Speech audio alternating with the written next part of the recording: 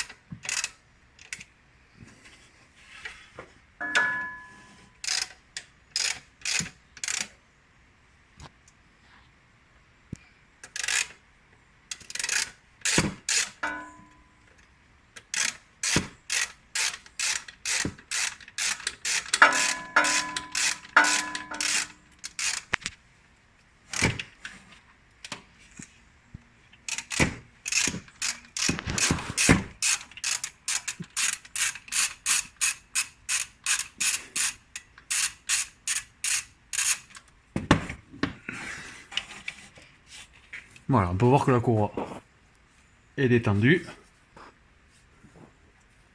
Elle est lacée. Pas encore, donc on continue, on dévisse. Là, on peut y aller à la main même. Là, et on peut venir l'alternateur.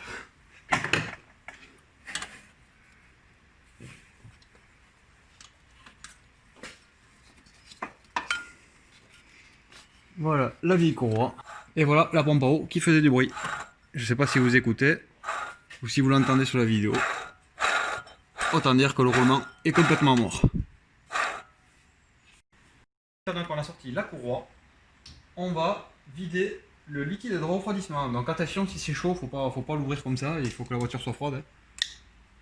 Donc on sort ça en haut, au niveau du radiateur, et on va passer sous la voiture. Donc ici on a la vis de vidange du liquide de refroidissement au niveau du moteur. Donc on va défaire celle-ci afin de vider le circuit. Donc c'est toujours du 14, 12 et 14, vous avez besoin que ça pour la pompe à eau.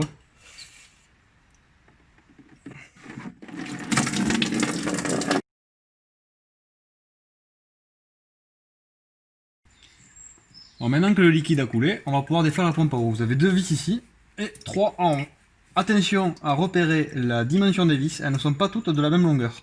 Donc comme vous pouvez voir dans le kit pompe à eau, vous avez 3 vis longues et 2 petites. Donc il faudra bien faire attention au démontage, de repérer.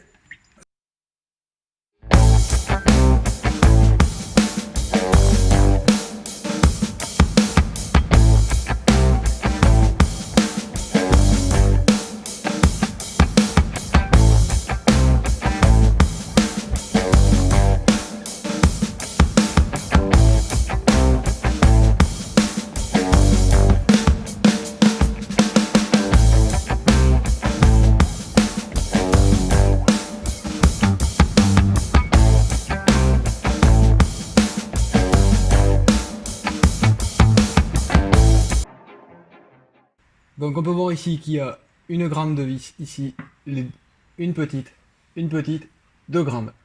Les 2 petites sont en face. Je colle la pompe à eau, gentiment.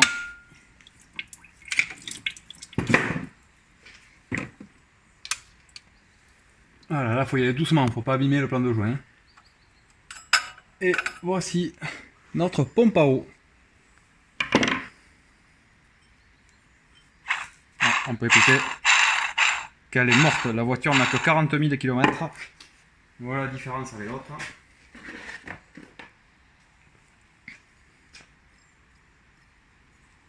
On sort le vieux joint. Et voilà. Un bon petit coup de chiffon pour nettoyer la portée.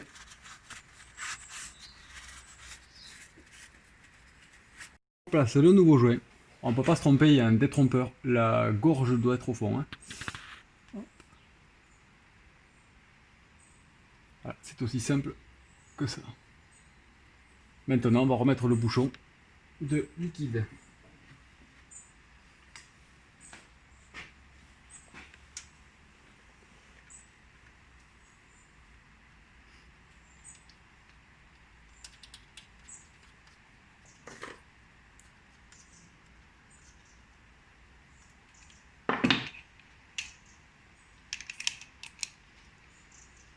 On peut voir que c'est de l'aluminium, donc on n'y va pas fort. Hein.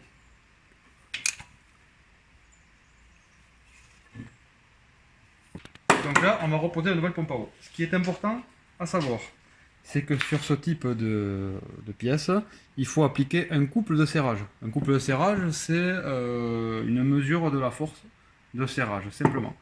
Donc l'idéal, c'est d'avoir une clé dynamométrique où l'on règle le couple. C'est très simple, vous serrez, quand vous arrivez au serrage voulu par le constructeur, la clé fait clac et vous arrêtez de serrer. Ici, pour la pompe à eau, les vis, c'est 28 Nm. Donc on va régler la clé ensemble.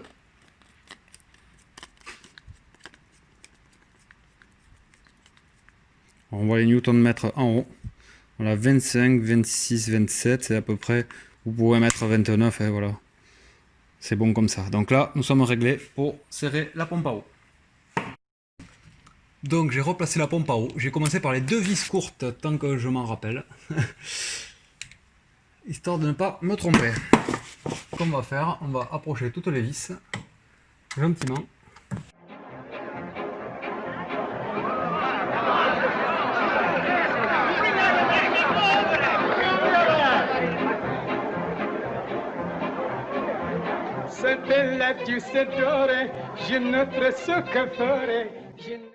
Et c'est parti.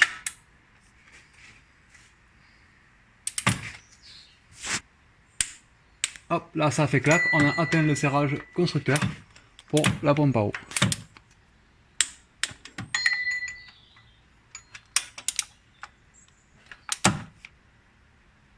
Voilà, on répète l'opération sur toutes les vis. Je rappelle, c'est 28 Nm. On contrôle, dernier passage.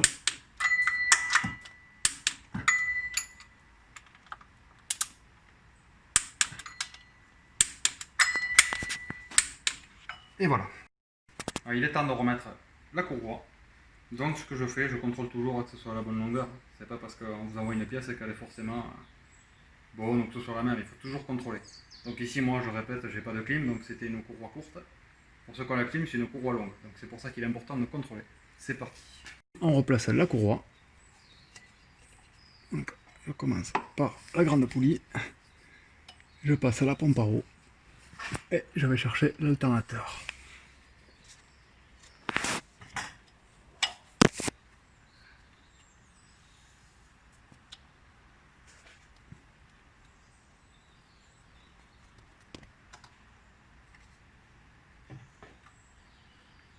Je vais détendre un peu plus l'alternateur. Forcément, la courroie est neuve.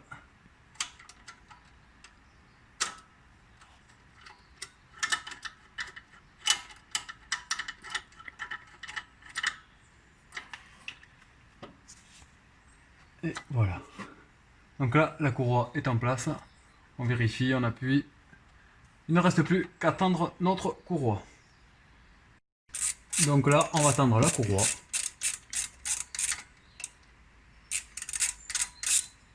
Par le réglage. Voilà, c'est un peu lâche. Je resserre un petit peu à la main.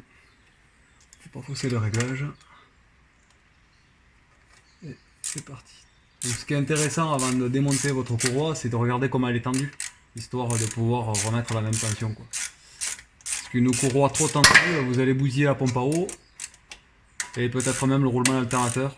Une courroie pas assez tendue, elle va siffler au démarrage. Notre tension de courroie est pas mal. Il faut qu'elle soit tendue, mais pas trop. On peut le voir là-haut, je sais pas si vous le voyez sur la vidéo. Et on va pouvoir resserrer la vis qui sert au réglage, qui maintient le réglage de la tension, et la vis qui bloque l'alternateur. Donc ici, nous sommes sur 34 Nm et en haut, 49 Nm. C'est parti, on règle la clé. Donc 30, 35, hop, 34, nickel.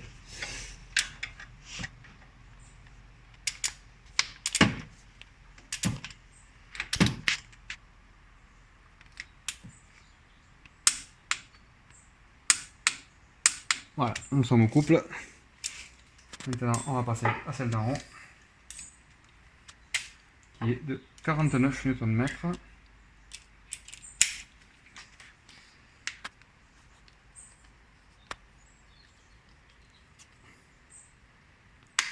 Voilà, c'est pas mal d'avoir les couples de serrage constructeur, ça sert toujours. C'est moins accessible.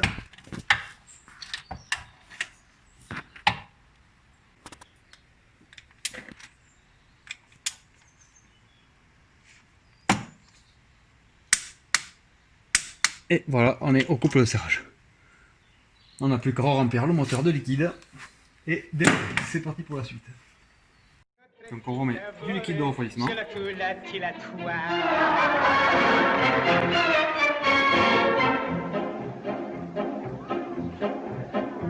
La spinache o la bouchon, sigarette Portobello, siracchi spaghetto, ciletula tilatua.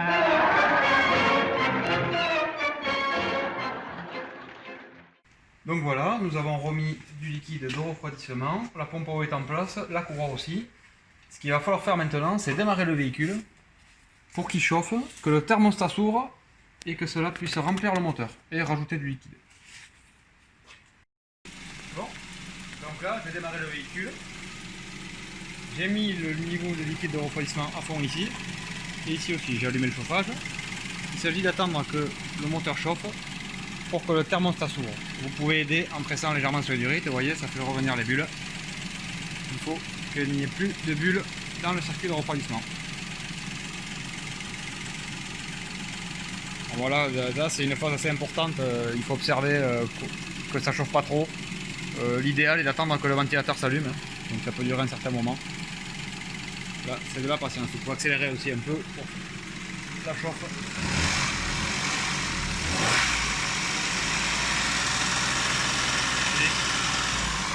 Regardez.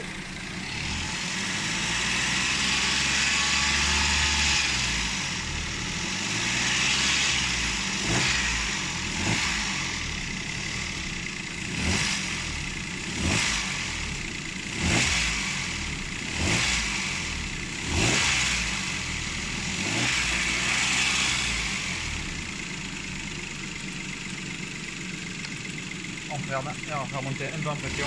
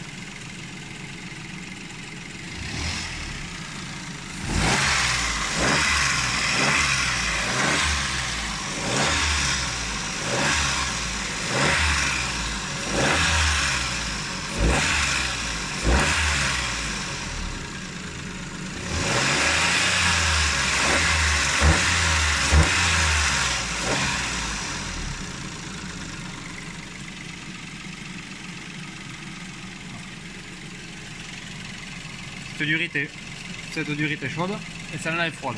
Il faut attendre que celle-là chauffe de dessous. Ça veut dire que le thermostat qui est là-bas, vous voyez, le thermostat là est ouvert.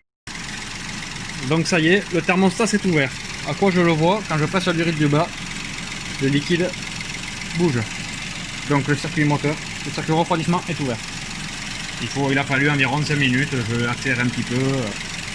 Là il est temps de laisser chauffer tout jusqu'à que le ventilateur s'allume. Là on est en train d'attendre que le ventilateur s'enclenche.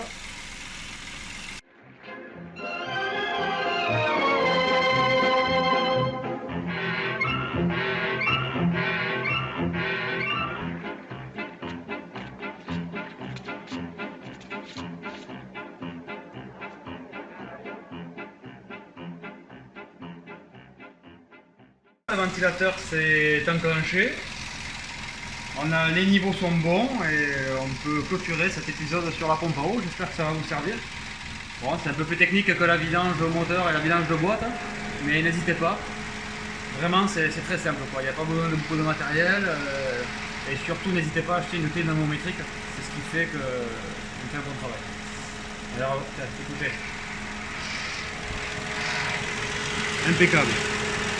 Ça tourne. Tula tula tula wa.